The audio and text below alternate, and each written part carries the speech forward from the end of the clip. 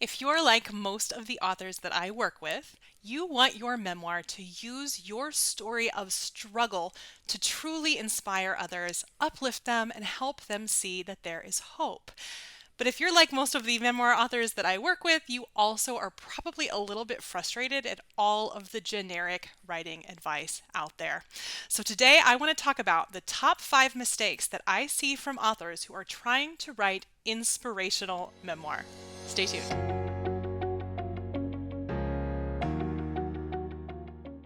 Do you keep getting stuck in your memoir because you don't know how to make a plan? Well, so did Rita before she joined the Memoir Method. That's I know, awesome I'm though. very Yeah. excited. So, I mean, I love your system then because I'm like, it really works. I guess like I Yeah. can attest to it because it's never worked for me and I've written Same. forever. And I'm like, I guess, and plus I think the accountability helps. Like coming on here once a week, Mm. I'm like, it's worth the input and like, giving the money over and stuff because it just this alone has like, I mean, Yep. it's incredible how much It's accountability. priceless. Learn more at pageandpodium.com/memoir-method.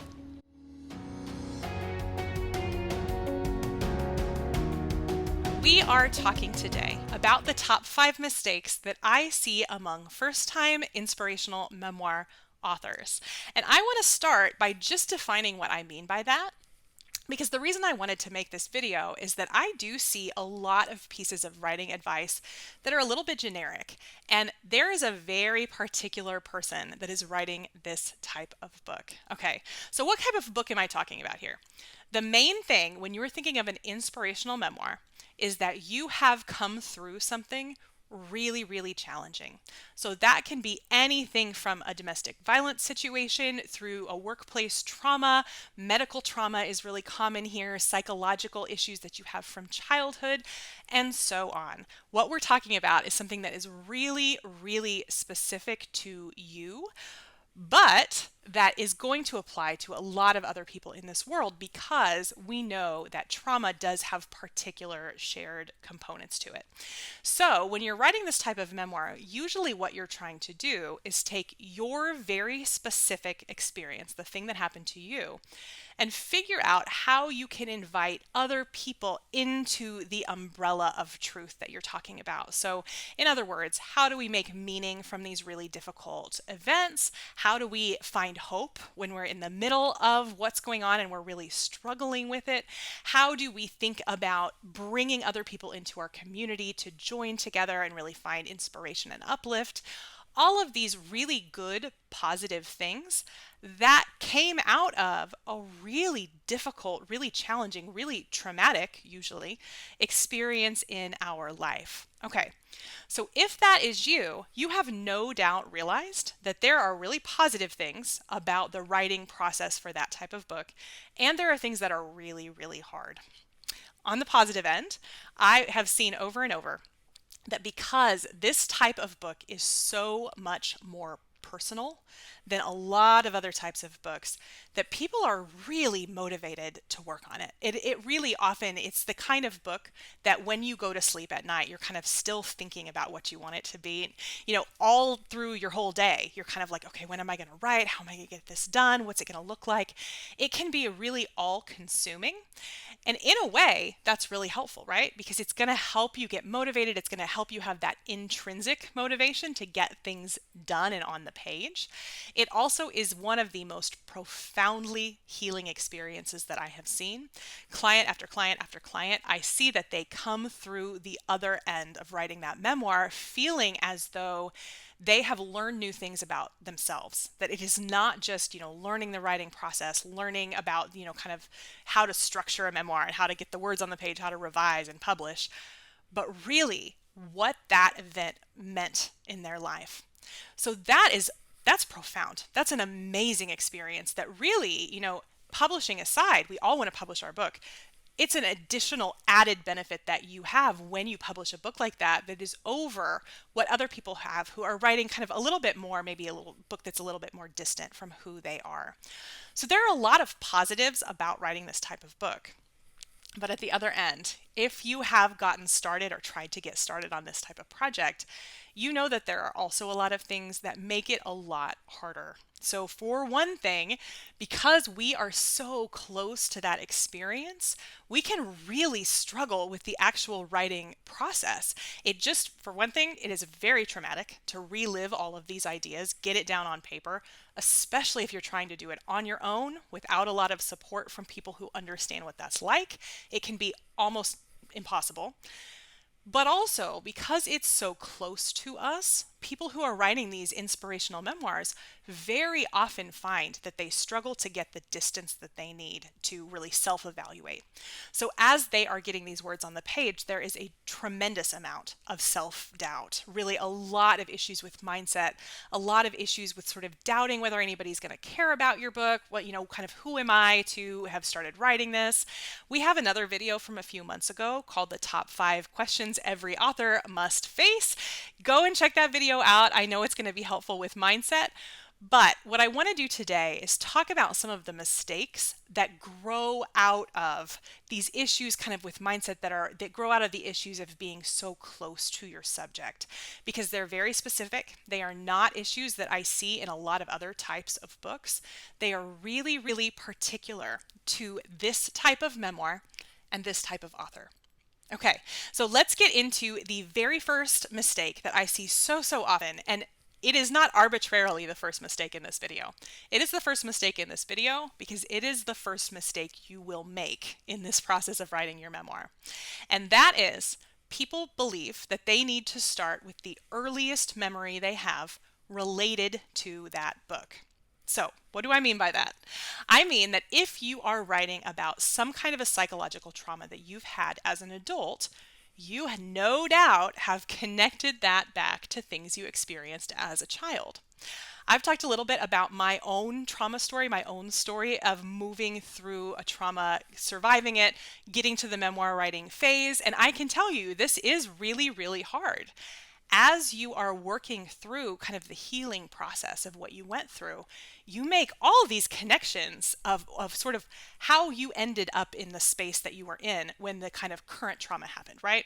So if you are not familiar with my story, I was a survivor of domestic abuse for many, many years. And one of the things that really I had to kind of connect back was that as I thought about kind of my childhood, some of the expectations that I placed on myself kind of based on how I grew up, a lot of those things really led to the type of kind of self-doubt and the type of really not understanding my own value and my own worth that really kind of ushered in this later experience. Well, one thing that I find if you're writing that type of memoir is that you will be tempted to start with those childhood memories. This makes sense. We all think of these stories as chronological, so of course it makes sense that you want to start with whatever the earliest event is and then move through the latest event. What's the problem here? We end up, when we do that, with an autobiography, right? We end up with our whole entire life on the page. Now, Barbra Streisand, she can get away with that. Madonna can get away with that. There are a lot of times where having the entire background of your whole entire life is going to be very interesting and valuable to your readers. But for most of us, myself included, no one really is interested in kind of wading through your childhood to get to that thing that they were promised in your book, right? So in my case, my memoir is about overcoming this sort of emotional, mental abuse in a domestic violence situation. All of the things from my childhood informed that situation, but those things from my childhood are not the reason people are going to buy the book, right? People are going to buy the book because of the experience that I had as an adult. So, what is the solution here? How do we combat this? Well, the thing I want to tell you is that using things like flashbacks, using things like context, quick explanations of the past, reflective connections to the past, these are all really common devices in memoir. So, there is no reason that you can't incorporate things from your childhood, connections that you have made, while also starting your memoir at a scene that really speaks to the reason that your reader bought that book. I want to add kind of one clarifying point here. What I do not mean is that you start with a later chapter or kind of a later event pull that to the front and then in the second chapter go back to childhood. I don't mean that either. What I'm saying is your memoir should begin with the actual event that you have promised your reader. So if this is a domestic violence situation, that should begin there. If this is a medical trauma situation, we should begin with the diagnosis. We want to begin and then move through chronologically through that event. When we're going to put those childhood and those past experiences in, put those in like little sprinkles. Put those in like breadcrumbs so that your reader is understanding the way that you peeled back those connections because you didn't know from the beginning, right? Let your reader discover that along with you.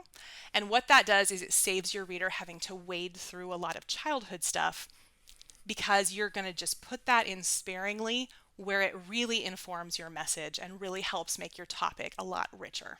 Okay, so the first thing is don't feel like because you have childhood or past things you want to incorporate that you have to start with those and move chronologically through. That is not the case. Save all of those childhood, all of those kind of earlier life things, and add those in where they make sense in the later narrative. But really, we teach this in the Memoir Method. Keep your brackets, keep your beginning and your end of your book really on topic, really on the topic that your reader is going to pick up your book to read about. Okay, once you have gone through that, let's talk about the second mistake that I see in so many first-time inspirational memoir authors, and that is just simply giving away the ending. Now, one thing that happens psychologically when we are talking about these really traumatic, really hard events in our lives is that we really have this kind of urge to make sure that people know that we were okay, that there is going to be a payoff, that this is not just kind of this just very dark, very sad story and it's just going to be sad the whole way through. I get that, and in a way, that instinct is really good. One of the things I'm going to talk about in a second is that we really cannot let ourselves kind of keep the book so kind of low vibration, right? So sad and so heavy all the way through because people just can't handle that. It is just too much. It was probably too much for you when it was happening. At least I can speak for myself. It was a little bit too much for me when it was happening. It's going to be too much for your reader too. But what we cannot do is continually signal to our reader from the beginning of the book what's going to happen in the end. And what's going to happen is the inspiration, right? So I want to use as an example Victor James Hill's excellent memoir, The Ignorant Man's Son. If you have not picked up this book, you can get it on Amazon, wherever you like to buy books. It is an incredible example of an inspirational memoir. It's like textbook in terms of how the structure, the layout. Go buy this book. It's so good. Okay, so in this book, what's happening to the author is that he is moving through this period of kind of being a child, not having a father in his life. But then the bulk of the book is really kind of him struggling with the after effects of feeling like he didn't have a father, feeling like he didn't have guidance, making really, frankly, a lot of mistakes, things like drug use, things like theft, other kinds of crimes, seeing friends, people from his neighborhood be murdered, all of these really, really hard, traumatic things. Now, you have to go in that book, you have to go about 3/4 of the way through that book before you're going to start to see him get it. He's going to be working. He's going to be struggling. We're watching, and it's not all sad. It's not all dark. There are moments of lightness and humor, but we don't get to the point where he figures out the answer, where he figures out that the solution to not having a father, to feeling as though you weren't mentored, is mentoring others. We don't see him realize that until about 3/4 of the way through. And that is what makes a really good inspirational memoir. Remember, when you write this type of book, the thing that you are communicating to your reader is not just things are hard and you'll be okay. The thing you're communicating is things are hard for a long time and in a lot of ways, and you will not know what you're supposed to be doing for most of that experience, right? Most of that time of trauma in our life is just hard. It is. Now, things go on. There is joy still, there is laughter still. So this isn't to say that your entire book needs to be, or even should be, heavy. But what I do mean is don't give away the message, that inspirational, uplifting idea that lesson that you learned. Don't give that away. You can plant little seeds, you can leave breadcrumbs, but it should not be until about 75% of the way through that book that you really reveal in any kind of an explicit way what that lesson is, what that inspirational nugget is. So hold off on that. We're not going to do any spoilers. We want to really make sure that we are pulling the reader along so that they get the experience that we went through in a way that's as similar as possible to how we went through it. Okay, so number 2, don't give away the ending. Number 3, now this is something that I have been talking a lot with our current Memoir Method members because this is something that can really crop up a lot when you are writing about something that happened relatively recently. Now, if you've watched this channel for long, you know I really strongly suggest that you have processed a lot of the trauma before you embark on a book like this. But most of us are going to be working through these traumas for our whole lives, right? So there does come a point when really you can feel comfortable and confident getting started. Our video just a couple of weeks ago talks about this, how to know when you're ready to move on from your trauma to write about it. But for now, what I want to talk about is a mistake that I see a lot in people whose traumas are a little bit unresolved still. And that is that they believe they have to have an external win to have a good ending. So what does this look like? Well, I have a current client who is really struggling with this very issue, and we had a long conversation about it. And I don't want to give too much of her story away because it will be out on the market at some point. I don't want to spoil it. But one of the things that she's had to go through is that there was a pretty intense conflict with another person. And what's ended up happening is that this is going to go to court. There is a trial. Now, we didn't really realize that when we started working together. It's not super ideal that you don't really know the ending before you start, but we can make it work. That is not something that is impossible or even, all that difficult. We know there will be an ending. But one thing that she said to me when we were having our one-on-one call is she said, well, what will I do if I lose that case? If the case doesn't go in her favor, what will I do? How will I give the reader a rewarding ending? She is not the only person that has brought that to me, by the way. There have been many, many clients I have worked with over the years who have really been kind of holding out and wanting some kind of validation, either from the legal system, from some kind of like a medical check, like a clear medical check, from, some kind of like victory, some kind of like loss or karma for the person that was kind of their memoir's villain. There are all kinds of ways that we might get this external validation where, like in the movies, we can kind of reign triumphant at the end of this book and really show that we were in the right because look, we have this external validation to point to. Here's what I said to her. The validation, the win, the inspiration of your memoir is not actually the external validation. That is not why people read memoir. It's actually, I would argue, not even really why people watch inspirational movies. The reason people are reading your inspiring memoir is to see what you learned. Now, when we think of it that way, you cannot lose. It does not matter in that client's case whether she wins or loses that court case. It doesn't even matter, frankly, whether that court case stretches on for years and years and years and we don't have the outcome until long after the book's out. It doesn't matter. The win is that you figured out how to think about this experience in a way that healed and uplifted you. That is the inspiration. The inspiration is not the external validation. It's the internal learning. So if you have been thinking, I don't know how to end this because I don't have a very satisfying ending, I want you to really rethink that mindset. What we are looking for in an inspiring, validating, uplifting ending is that you learned your lesson and you used that lesson to move yourself forward, oftentimes in spite of what's happening around you. And isn't that even more inspiring than if everything had gone your way? I think so. It's more real, it's more relatable, and life is gonna life. All we can do is think about ourselves and how we can heal and move ourselves forward. So give that as a gift to your reader because they will value that so much more than the ending that, of course, we want you to have this happy ending. But the happy ending is that you learned. The happy ending is not that other people necessarily did what you hoped they would do. Okay, so number three is that we just are not going to dwell on kind of whether we have that external validation. We are going to focus on the very heart of memoir, which is what you learned along the way. And then number four, the fourth mistake that I see so many first time memoir authors making is that they will feel like they need to use a very kind of heavy, somber tone when they're talking about their trauma. All of these are understandable, by the way, but I really, really understand and relate to this.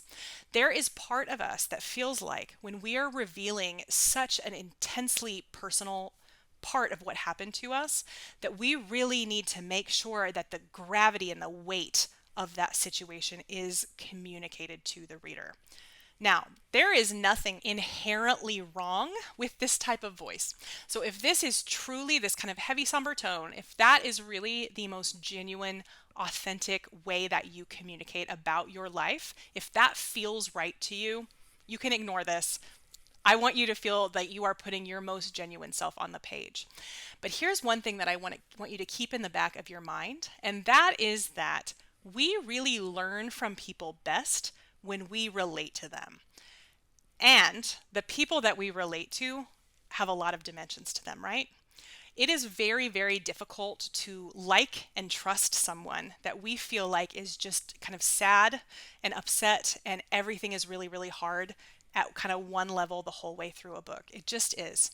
It's not fair. We should be able to be relatable when we're sharing these things about ourselves. We shouldn't have to use a particular voice. But here's what I want to say. We know that the psychology of readers is going to position us a little bit better with them if we can show some of the joy and some of the love and some of the laughter and some of the lightness that happens even amid the hardest times of our lives. All of us have these little wins, these little moments of clarity, these little connections with other people as we're going through the tough times. What I want to say to you, don't be afraid to put those things in there. You can have moments of lightness and joy without negating the difficulty of the struggle you went through. In fact, all of us do. It will make you more relatable, it will make you more likable, and it will make your book easier for your reader to read and digest if you can weave your book through with the different dimensions of your humanity and not just your pain and suffering. So think about how you can use a little bit lighter tone if there aren't a lot of kind of moments of joy.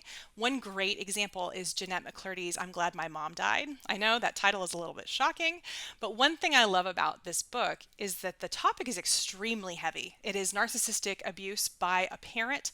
There is a theme of eating disorders that really runs through the whole book. But one thing that I really like is that she does weave in kind of little moments of nostalgia, little moments of lightness, just to give the reader a break. Remember, your reader needs to be able to come along with you if they're going to learn from your message. So give them a little something that they can grab onto, that they can really feel that they connect to, even if they haven't been through that same trauma that you're going through. Okay, so 4, don't use such a heavy tone that people can't relate to you. Feel free to put some lightness, feel free to put some joy and some love on the page in addition to all of that struggle and suffering that you have been through.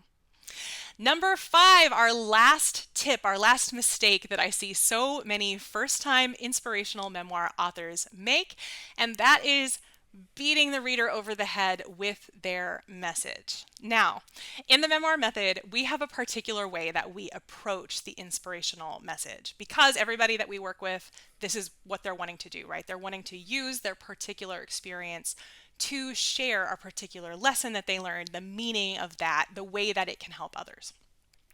The problem comes when we try to make sure that from the very beginning, we are telling people over and over and over what their lesson is. Now, some of this relates to my earlier tip that we don't want to give away the ending too early, but I added this as a separate mistake because it is nuanced. There is a nuance difference here. In the Memoir Method, we teach people to distinguish between the core topic, just the thing that happened that your book is about, and the key message, which is the one lesson, the one kind of moral of the story that you took away and that you want your reader to take away. And the reason we have people define your core topic and your key message it is one of the very first things you do in that program, is because what we want to do is subtly weave through that key message, not by telling people over and over what it is, but rather by making sure that the scenes that come at key moments in your memoir are naturally infused with that lesson. You didn't know the lesson at the beginning, right? So this can be a little bit tricky. What we have to do is make sure that we see you kind of messing up.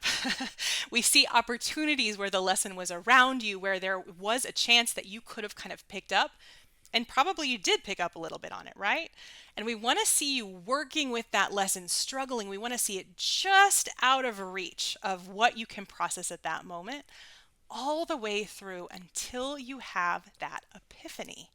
And when we see that, it does two things for your reader. One, it gives your reader so much context and clarity on what that message really is. And two, most importantly, and most to the point of this mistake, it allows your reader to feel like they came up with the lesson. Oh, it's a magical moment. If you are somebody who reads mysteries or thrillers or watches them on television, you know that there is nothing more rewarding than when you see what's coming, that you see the resolution just a second before it's revealed to you. It feels so good, right? It makes us feel so smart and accomplished. Give that to your reader by simply dropping breadcrumbs. We don't want to tell them up front. We don't actually want to tell them probably ever in really super explicit language. We do not want to beat them over the head with our message. Instead, we want to weave that message in by implication through the entire manuscript, so that when they get to the part where you learn it, where you finally have figured out the meaning all of this and what you need to do moving forward, they figure it out alongside you. It will make for such a powerful memoir. Okay, so you have got my top 5 mistakes and how you can remedy them. These are all things that are easy enough to take care of if you realize that they're mistakes that you are pretty likely to make as a first-time inspirational memoir author. Now, if you want a little bit more reassurance, a little more support to make sure that you're not making these mistakes or others, that can be something that is difficult to find. And so I want to mention that we do have our group program, the Memoir Method. It is open right now. And what that means is if by the end of the month, if you have registered for that program, you get a free outline review bonus. Now, the Memoir Method is really structured around making sure that you have a really solid plan, not just for your book structure, but also for how you're going to get it done. So this outline review actually is quite valuable. This is something that a lot of times people will kind of save and wait until they have the absolute best time to use it and really get a huge boost of confidence right as they move from outlining and planning into the writing of the book. So I don't want you to miss out on this. If you have been thinking that you might want to join the Memoir Method, really now is the time. Let's get you enrolled for October. I would love to see you there. Happy writing. Free advice on YouTube is great, but if you really want to finish your memoir, you need a lot more than that. You need customized tutorials, you need accountability, you need a community of like-minded writers just like you, and you need targeted support from professionals who know your book, care about your project, and are there to help whenever you need us. And you can get all of that in the Memoir Method. This very small curated group of women is the perfect place to finish your memoir. And if you sign up now through September 26th, you will get a free outline review session. This is a priceless extra that is going to help you feel so confident as you move from the planning stages into the writing stages and on to publishing and marketing, all of which is included in our program. This is a 9-month program, and you can learn more about it at pageandpodium.com/memoir-method, or head right over to apply at pageandpodium.com/apply. I'm so excited to see you there.